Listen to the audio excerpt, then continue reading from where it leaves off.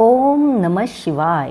श्री शिवमहापुराण रुद्रसंहिता पार्वती खंड अध्याय 9.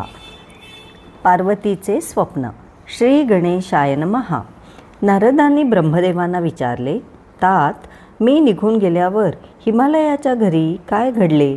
ब्रह्मदेव म्हणाले, नारदा, त्यानंतर काही दिवसांनी मेना आणि हिमालय एकमेकांशी सुसंवाद करीत होते.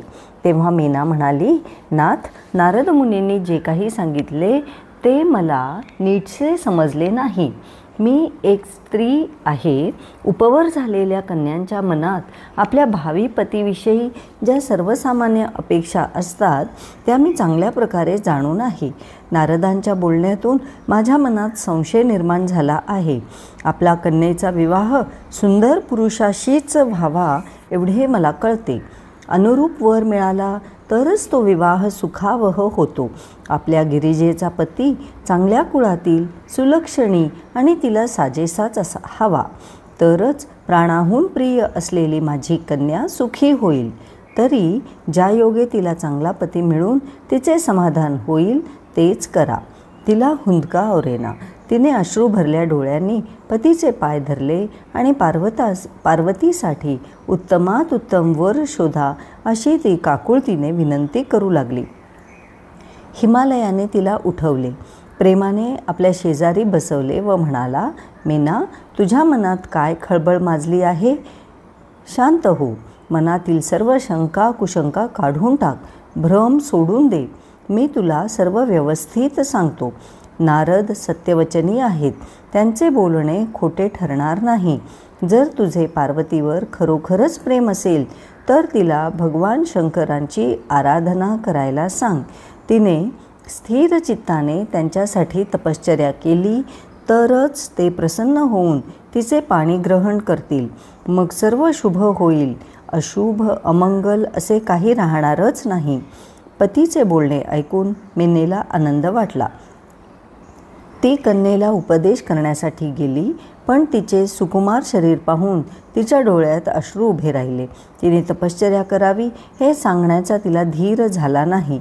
पार्वतीने तिची मनोवस्था जाणली व म्हणाली, आई, बरं झालं तू आलीस, नाहीतर मीच तुझ्याकडे येणार होते. आज पहाटेच्या सुमारास मला एक स्वप्न पडले. त्यात एक तपस्वी ब्राह्मण दिसला. त्याने मला शंकराच्या उद्देशाने तपश्चर्या करण्याचा उपदेश केला. तो म्हणाला, मुली, तू मोठ्या भाग्याची आहेस. तू भगवान शंकरांची प्रिय पत्नी होशील, परंतु त्यांना प्रसन्न करण्यासाठी तुला त्यांची प्रेमपूर्वक आराधना करायला हवी. पार्वतीचे बोलणे ऐकून मेनेला मोठे आश्चर्य वाटले. तिने ताबडतोब पतीला बोलावून आणले व मुलीला पडलेले स्वप्न सांगितले. ते ऐकून पर्वतराजाला फार आनंद झाला. तो म्हणाला, मेने, आज ब्रह्ममुहूर्तावर मलाही एक स्वप्न पडले. त्यात मला एक महान तपस्वी दिसला. नारदांनी पार्वतीच्या पतीचे जसे वर्णन केले होते तसाच तो दिसत होता. तो आपल्या नगराजवळ तपश्चर्येसाठी आला होता. मी आपल्या कन्येला घेऊन प्रसन्नतेने त्याच्यापाशी गेलो तेव्हा ते शंकर आहेत असे माझ्या लक्षात आले. मी त्यांना या माझ्या कन्येला सेवेसाठी ठेवून घ्या अशी विनंती केली, परंतु माझ्या प्रस्तावाचा त्यांनी स्वीकार केला नाही. तेव्हा मी सांख्य आणि वेदांताला अनुसरून त्यांच्याशी वादविवाद केला. शेवटी त्यांनी पार्वतीला सेवेला ठेवून घेण्याचे मान्य केले. त्यांच्या प्राप्तीची इच्छा मनात धरून पार्वतीही त्यांची मनःपूर्वक सेवा करू लागली.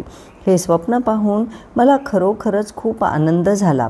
आता हे स्वप्न कधी खरे ठरणार याचीच वाट पाहायची आहे.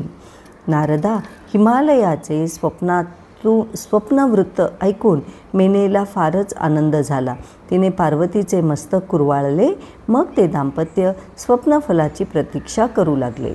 अध्याय 9 समाप्त. ओम नमः शिवाय.